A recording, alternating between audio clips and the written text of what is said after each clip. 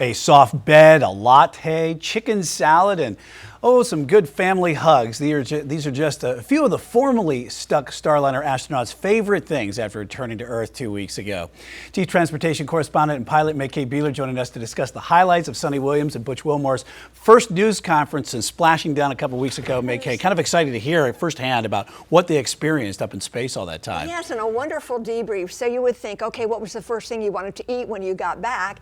I would guess pizza, a Big Mac. Right. What would you guess, Brian? Pizza, a milkshake, Right. a glass of wine, Okay, possibly. well, that's true. And Suni said a latte.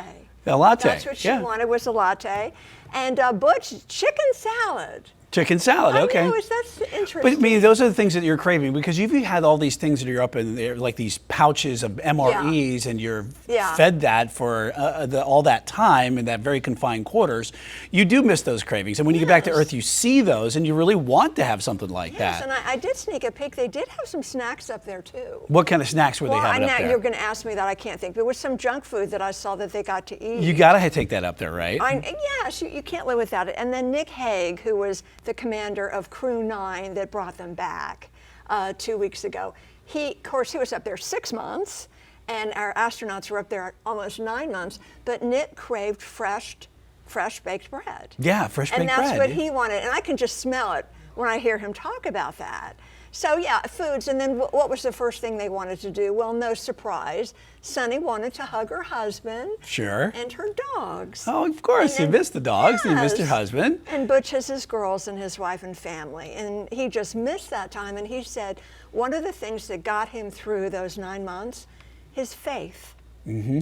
And I loved it. They're just so loyal and patriotic and just true blue astronauts that we never heard them complain, right? We don't know what they Never in any of the interviews. Never. Never since they got back on Earth, and never when they were up at the International Space Station. Always focused on the mission. Yes, and you know they did like 900 hours of research. Can you imagine? And they exercised 3 hours a day. That would get boring because you know they lived in, it was the size of like a 3-bedroom house, but it was all corridors. And honey, that place is cluttered. It is cluttered. You see how cluttered that is? Wires and stuff. And talk about getting a little bit claustrophobic, but that's one of the things that they talked about as astronauts. You prepare for that type of thing. That's why you, before you go up in space, that's one of the things that you sit there and work on and prepare for that. And everyone asked, well, were you really stuck? Were you really stuck? And of course they said no. What do you think? Well, it's an easy narrative to sit there and say you did get stuck because you went up there for the Boeing Starliner to be up there for a short amount of time, a week or so, compared to what you did stay because you couldn't come back because the Starliner was iffy. Was iffy, and they weren't. They questioned that, and on this, for safety purposes, I would think that would be a good thing, is to err on the side of caution there. Yes. But it is a long time, and you obviously do think that they were stuck, but the political narratives that go back and forth, you got to sometimes take those with a grain of salt. Right, and there was always another capsule up there they could have come back on, but they needed a backup. They didn't want anybody to be stranded up there. So how did you feel about Starliner came back on autopilot and bullseye landing in the desert the way it was supposed to? Did you expect that?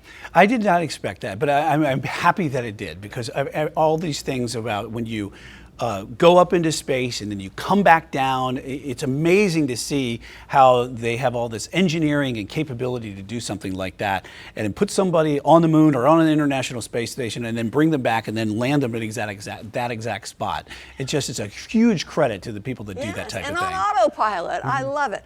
Now, what about their health? So I don't know if you heard, Suni just a few days ago says she ran 3 miles. A 3-mile run. Now we talked about. How do you do that in space? Well, no. When she got back, okay. Let me make it clear. Yes. When she got back to Earth, so they've been back 2 weeks, just a couple days ago. She ran 3 miles. Now they had been in zero gravity, microgravity for 9 months. That affects the body in a huge way, yeah. So it affects your bones, your muscles, your vision. It moves liquid around. Remember a couple months ago, somebody said, "Oh, Suni looks horrible."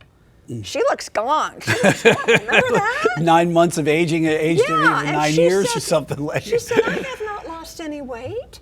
The liquids, the fluids in the body move around." Mm-hmm. So she looks good, and when they first, splashed down, they had to be helped.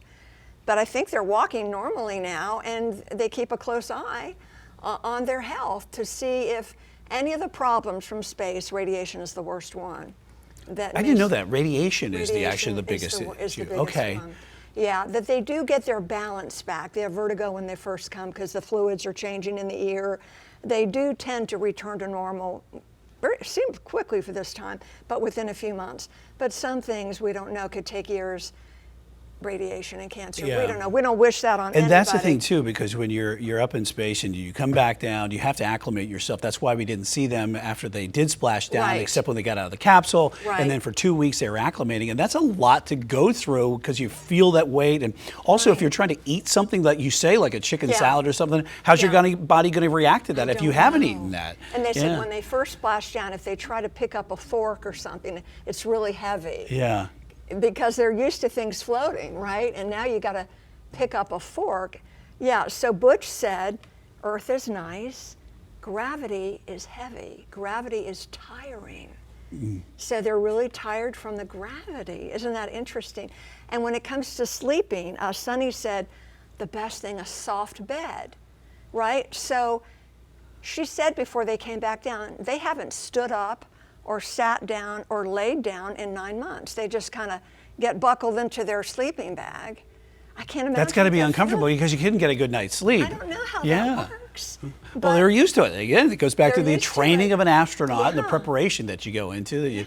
But then going back into a bed, boy, you could probably sleep for a couple weeks. do we dare talk about politics? Well, there is that part of the politics of this because Elon Musk is making it certainly an issue about bringing them back home. As opposed to Boeing Starliner, but you got to understand that that's just the way, because they're a competitor somewhat, but you think you have to look at it as not a competitor because you're both in the same boat here trying to work in space exploration. And he said, well, I'm going to bring them home sooner. I wanted to, but they wouldn't let us. And President Trump said the same thing. Bill Nelson, former NASA administrator, said yesterday, well, nobody told us they wanted to bring them home sooner. And there was already a plan in place. And in fact, it was SpaceX's falling or downfall, delay. Thank you. That's the several word, delay. delays from SpaceX. Because they're making a brand new Crew Dragon. There are 4 of them now, and they're making the 5th one. It wasn't ready to go up.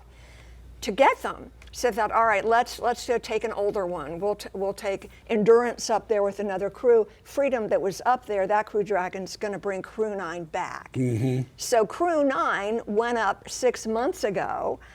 Nick and Alexander, a cosmonaut, 2 empty seats because they were going to bring Suni and Butch back. But they had work to do. They had to stay up there for 6 months. Yeah. Sorry, folks, we got work to do.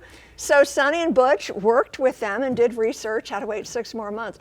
But don't you know, if there was a horrible emergency, they would have come home. Oh, absolutely. They would have found a way to do that. And I always think about the marvel of getting it done. But there was pushback. And obviously, Elon Musk did have some issues, too, with the Boeing, not the Boeing, but the Starship that blew up in a couple of launches there. Right. So there's a lot of issues to weigh. And you have to get it right on the environmental factors when you do a launch to go up there and come back.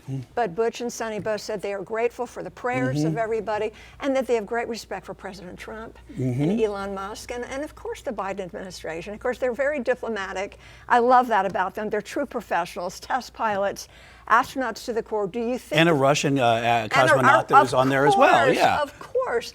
And do you think, though, if they have the opportunity, Suni and Butch should get back on the Starliner? You know what, that is a huge question right now because you think you learned so much about being up in space for that long and you endured so much. Would you want to go back and would you do it on a Boeing Starliner?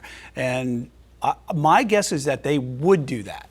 They said they would do it. Yeah. They said they will do it. Now, what happened to the Starliner? Now, a couple months ago, I reported on this.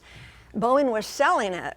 If they could get the right price, they wanted to get out of that aspect of the space. Go back to making airplanes and flying commercial aircraft. Launch vessel, launch. It's a very rockets. Expensive undertaking. Yes. But now they're saying, okay, we're going to stand by Starliner. We're going to get the bugs out. We're going to make it right. And Suni and Butch said they would go back in Starliner and fly her again. And one of the things, too, that you were talking about before we came to do this on the air, you were saying this is a really wonderful time right now in space exploration. It's so exciting. When I was a little girl, this was 100 years ago, I'm not a young woman. Divided by 3. Right, thank you. I wanted to be an astronaut. But back then you had to be a test pilot. You had to have perfect vision. And I didn't think I was smart enough, and there wasn't an opportunity for me back then. But now, look, we have women going up, and you have to work hard. I'm not saying just because you're a woman. You got to work hard. You got to have the right stuff, and it's very difficult. No pun intended. The right stuff. No, the right stuff. There you go. But this is a very exciting time, and there's going to be some huge changes within the next 10 years regarding UAPs and UFOs. And it may happen sooner than we think. That's all I'm going to say. I'm not an expert at this. Tease to another show and another segment that we are going to be talking about for sure. I am researching this and opening my mind, and believe me, I'm like, I got a bunch of. Yeah, but with all the facts that are coming out, truth is out there somewhere. Yes. No pun intended. No pun intended. All right. Anything else you want to add on this? Well, there's really so much to say. You know, Suni is 59 years old. And Butch, I think, is 61 or 62. So a lot of other people would say, you need to retire. Yeah. And I know there are some younger astronauts who allegedly have said, get out of the way, we want your seat. You've had your time. Yeah, come on, we want to get in there. Body doesn't reacts a little bit differently maybe later in life in space. Yeah.